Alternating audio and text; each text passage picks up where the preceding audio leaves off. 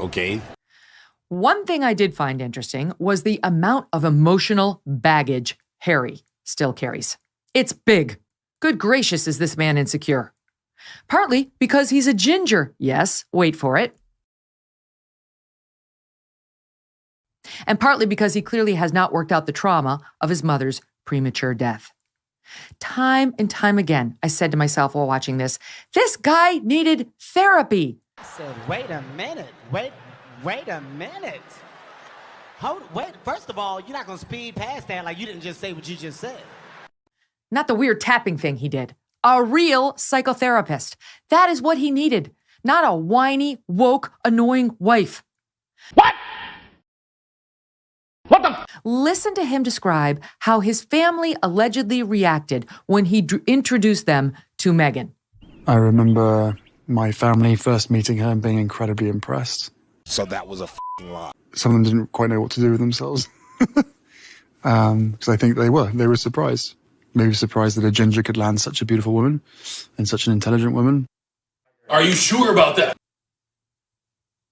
That's not his family. That's him. And he's not wrong. Does anyone really think if he were Harry Jones instead of Harry Windsor, this beautiful, semi-known social climber would have given him the time of day? It is a bit shocking that she's with him, until you consider his title, fame, family, money, sort of, castles, staff, and access to fabulous things and people. That's what lured her in, clearly. Not Harry's red hair, and not his Mensa IQ either. I said, wait a minute. Wait a minute. Wait, first of all, you're not going to speed past that like you didn't just say what you just said. Just kidding, that's not a real thing. Remember when he called the First Amendment bonkers? This is no scholar. All of this is a downside of being a prince, I guess. And not even the heir, just the spare. Honestly, though, it's probably also a downside of being a Gates or a Jobs or a Zuckerberg or a Beckham or a Brady. What do you mean by that? But it does explain why she so easily leads him around now by his little red puppy dog ears. Come on now, dog.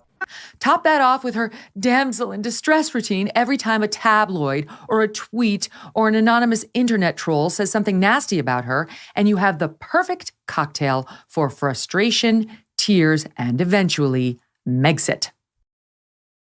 Here's Harry explaining how he was not going to let this become Diana 2.0. I accept that there will be people around the world who fundamentally disagree with what I've done and how I've done it. Fact. But I knew that I had to do everything I could to protect my family. Hi, Grandma. Yeah. Hi, Grandma. Especially after what happened to my mum. Yeah. Here we go again. That's your Grandma Diana. Yeah. You know, I didn't want history to repeat itself. Well, back in June, Sharon Osbourne told her fellow Talk TV panellists that her husband, rock legend Ozzy, needed major surgery, and it was an operation which would determine the rest of his life. And she hasn't left his side since. But over the weekend, Ozzy was spotted for the first time just leaving hospital out and about with Sharon and the kids in LA. I'm delighted to say Sharon joins me now live. Sharon, good evening to you. Good evening, my darling. Now, I've spent the last 20 minutes boasting about the fact it was going to be you and Ozzy, and he's done a runner. Hey, y'all, come look at this. He's a bastard tonight, let me tell you. Now he's back walking, he's a diva.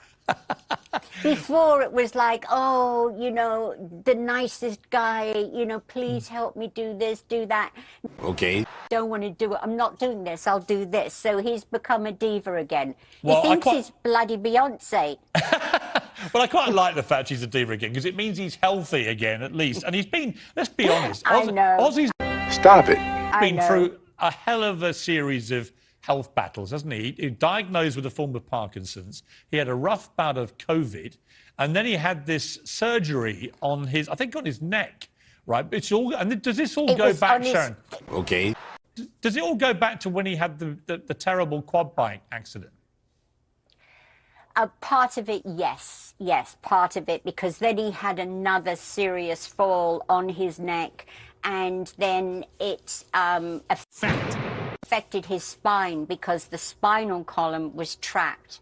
So it's just been, it's like a domino effect. You do one thing medically, then another thing happens and another, and it's just been it's 3.5 years of, You serious? of just nightmare. But you know what, there's light now, and he's walking great, he's got no more pain. He's a pain in my ass because he's now a diva, but I don't mind. But he's good. And, How is he feeling? Very good question. Other than He's being a good. diva, how's he feeling? He's doing good because there's no pain. The last operation fixed all the pain that he'd been in for, 3.5 years. So that way, it's like lifting, a huge weight from him. So, he's busy doing promotion for his record that's coming out in September, and he's loving life right now. Is he going to be able to perform live, tour again, do you think? Very good question. Yes, next year, definitely. Well, that's amazing. Yes. Given where he was, he must be thrilled, huh? Oh, it's like a miracle, Piers, and he's like, his song Iron Man. He really is Iron Man. I mean, Oh my God! he comes back over and over again. Yeah. He does. He's unbelievable. I mean, I know it's been really rough for you because we've had a few, quite intense conversations in the last couple of years about Ozzy's various health things. You're unbelievably close to each other. You were on the other side of the world a couple of times when he was, taken with COVID, and then he had to have the surgery and stuff. It's been rough for you, Sharon. How have you dealt with it all? Oh, it's not just me. Wait for it. It's the whole family because, you're always on edge like this. Every cough, every time he would stumble trying to walk, I mean, you're just on edge. But it's just behind it. That doesn't make sense. And now all we can do is just, hope and look into the light, and everything's going to be fine. And listen, 10 days ago, Jack had his baby girl. Yes. And so that's brought such joy. Wow! And Kelly's pregnant. It's so what fantastic. Could be The better? Osborne breeding factory is alive and well. It is. It is. We're back in business. Are they basically breeding the next generation of wild Here it comes. rock chicks and blokes?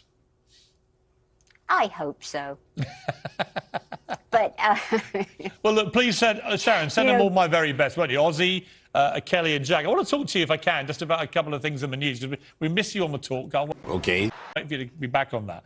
I want to talk to you about a couple of things. One, your reaction to this extraordinary story of that Diana interview that we all remember so well, and the appalling fallout where it turns out Martin Bashir just basically forged documents to persuade people around Diana Yes. that all sorts of stuff was going down, including Tiki Leadbert, the boy's nanny, having an affair with Charles, having an abortion after being impregnated by his son, all complete nonsense, but all designed to get into Diana's Stop it. paranoid mind so that she did the interview. What do you think of it? yes, I mean, it's horrendous. You would never believe that this could have gone on with the BBC. That, their credibility, they're, the biggest news Okay, I'm listening. You have my attention. agency in the world. Everything they do is, perfect. They're the perfect news station. And it's like, look at what they did to a family. Just think if they hadn't have done that, Wait for it. that marriage might have turned out very, very differently. Yeah. Just think about that. Yeah. Everybody's lives would have turned out so differently. And it's appalling. It's like unthinkable to think of the Here it comes. damage mentally, physically that the BBC did to the royal family. And not just the royal family, people that were very loyal to them. Yes. I mean, Tiki was unbelievably loyal. Never gave interviews, never talked Yeah. about them. Total soul of discretion. Never, ever. No! God, please, no! Yeah. And the thing is, the nation listen, divorce, you never get involved in people's divorces, ever. That's one thing I've learned. But with everything that was being reported, Charles looked so much so bad, Yeah. so bad. Yeah. And the whole nation at that time were against him, and it was all for, you know, about Diana. But it's, you know, I get that. But if they hadn't have done that, maybe they could have got Stop it. their marriage back together, and, you know, who knows what could have happened. Yeah. The other royal thing that's been in the news is this big Tom Bower book about Meghan and Harry. Paints a pretty awful picture, actually, of the pair of them. And we have this bizarre speech by Harry on Nelson Mandela Day this week, sort of linking their own struggle for freedom with Nelson Mandela's 27 years in prison. What do you make of these two? What's going on with them? Very good question. I think they're lost, and I think that they're trying to find their place in the world. I think they're totally lost. You know, one minute they're making a cartoon, then they're doing a documentary on them, now they're saving the world. Okay. They just haven't found their path in life yet. I really believe that. They're lost. They're floundering. Should they be, but Sharon, my point is they can do what the hell they like, but should they be allowed to use the royal titles to fleece the system and make all this money and pretend to be like a rival royal family? That's what sticks in my gullet about it. Yeah, I just don't. I haven't from day one been into the fact of, you know, talking about private things that went on in the royal family.